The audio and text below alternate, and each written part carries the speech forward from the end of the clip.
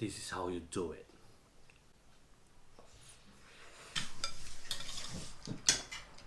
Yum.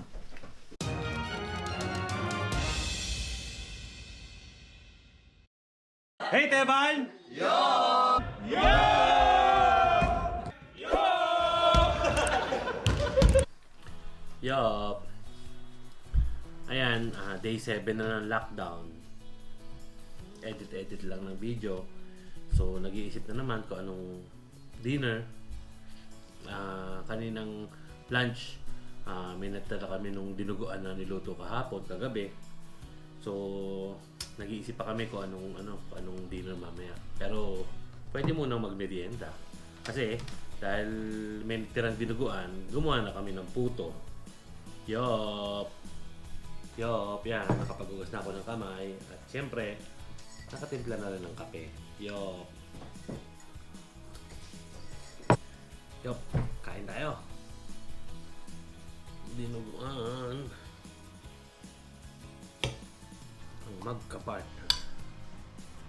Dinuguan at puto. Kain tayo! This is how you do it.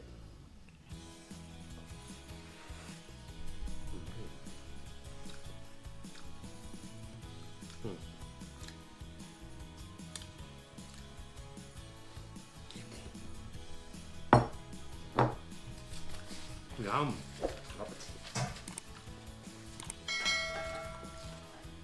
Ang ano namin kasi ngayon, ang technique namin, di ba, 1 dish lang kami per day. Kasi nga, mahirap din mag-grocery. May pila. Yun, tapos limited lang yung pumapasok. Which is for our safety. That's good. So, pag bumili kami, so medyo pang ilang araw na. 1 dish per day. Another tip namin sa inyo, gumising kayo ng tanghali. Para pagdating lunch na, iwas breakfast, iwas merienda to umaga. Lunch na. So, ang kain lang lunch, merienda sa hapon at dinner. Minsan, itinutulog na rin namin sa hapon. Taking a nap. Tapos, para sa para sa dinner na lang din. Tipid-tipid ba? Yeoooph!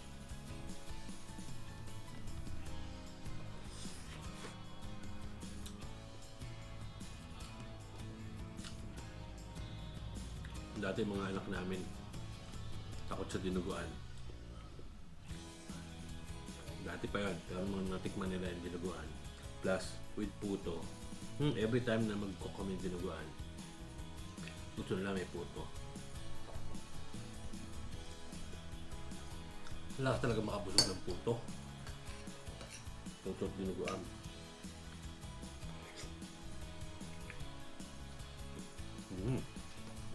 Itong puto na to, hindi namin na-video ang paggawa. Di ba rin next time, nilagyan namin ng cream cheese. Actually, ang gumawa nito yung magnanay.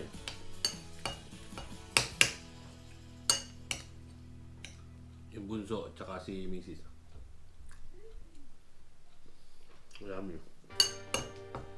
Yan, Yeoooph. Hanggang dito na lang. Kasi naku-conscious na naman ako kumain. Yeoooph. Tsaka kung hindi pa kayo nakasubscribe, please subscribe para mas marami pa kami magawang video. Lalo na sa cooking. Actually, itong channel ni Teban naging cooking na. Kasi nga, nasa bahay lang, wala naman magawa. Pero okay lang kasi yun naman talaga hilig namin.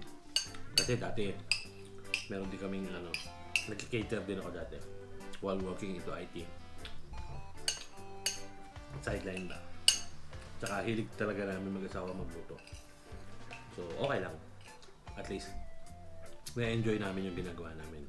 That's more important, di ba? Yeoooph! Tara, tanongin natin itong mga to. Busy sila, naglalaro sila ngayon ng Mastermind. Marami kami mga board games dito, mga pang-family games. Kaya tanongin natin sila. Anong gusto nyong Anong gusto nyong luto sa chicken? Chicken with liver spread. Ano? Chicken with liver spread. So, ayan, buti na lang madali yung pinapaluto nila. Pero, i-check muna natin kung meron tayong liver spread. Liver spread. Uy, meron pang isa. Yeoooph. May isa pa. Ay no, puro sardinas at tuna. Adik lang sa tuna at sardinas. Yeoooph. Tapos, busy kasi sila kaya madaling kausap. Busy maglaro ng board games. Yeoooph. Yan, luto muna tayo. Ayan, Yeoooph. Luto na tayo ng ating chicken with liver spread. Ito ang pinakamadaling luto sa chicken. Just watch and learn.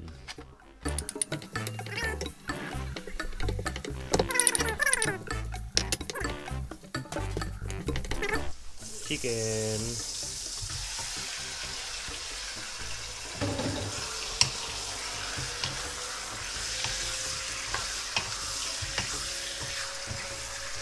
This is a very easy chicken recipe.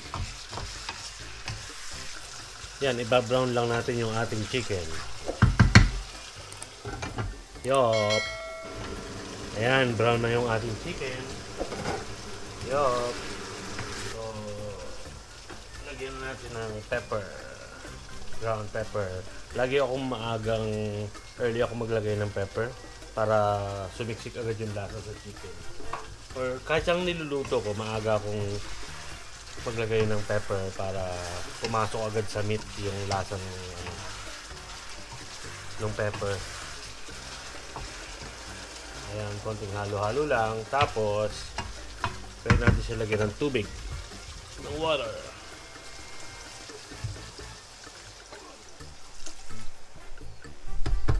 Tapos, just wait for our chicken to be tender. So, hintayin lang natin lumambot yung ating chicken. Yeoooph. Check natin kung malambot na ang chicken.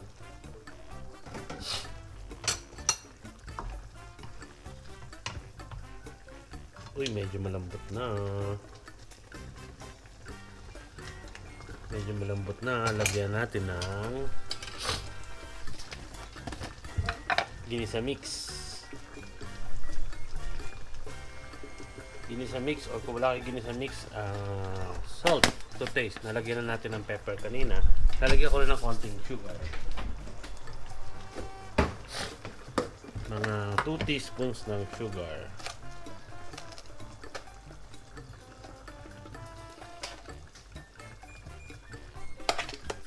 Yun, no?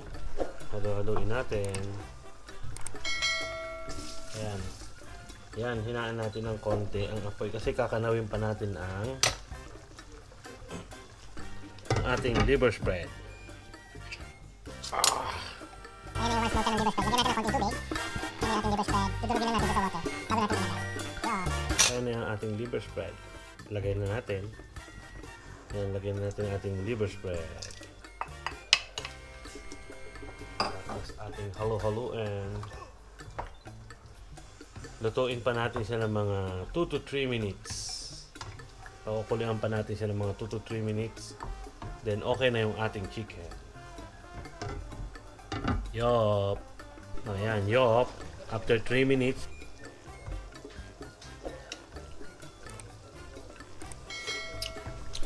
Ayun, no?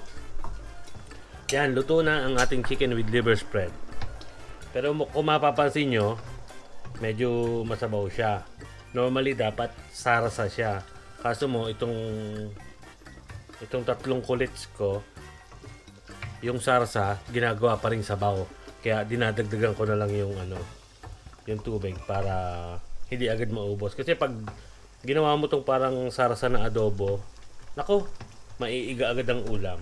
Yeoooph.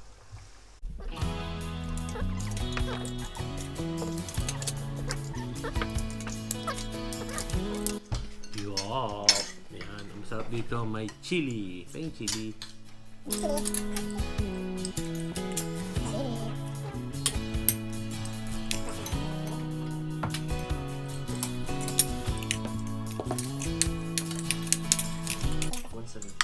Ayun, yung brown naging red.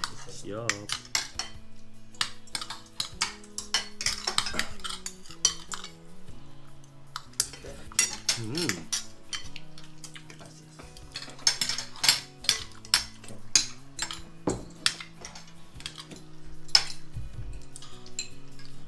crispy, no?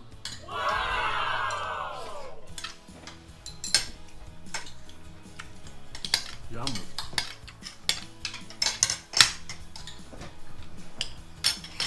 Ninibago pa rin ako sa buhok ko.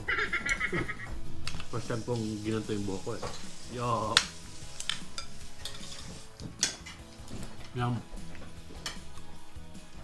Higit isang linggo na yung ano. Higit isang linggo na yung lockdown. So naubusan na kami ng onion. Naubusan na rin kami ng sesame oil. Buti marami pa tayong bawang. Wala na rin palang ginger. Tapos, ano pa? Meat. Meron pa tayong belly, no? Pero wala ng chicken.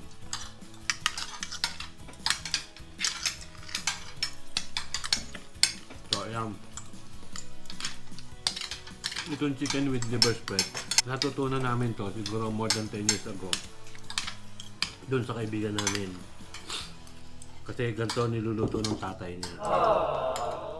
Tapos, nung natikman namin, simpleng-simple nga lang lutuin pero masarap, malasa. Kamula nun, nagustuhan na itong mga kulit. Galing tong recipe na to kay Mama Jane. Hi Mama Jane!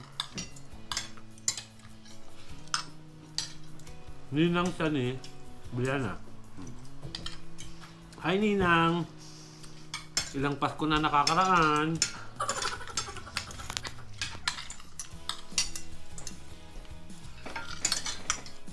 Yun lang. Sige, dito lang muna. Nako-conscious akong kumain uli. Yo!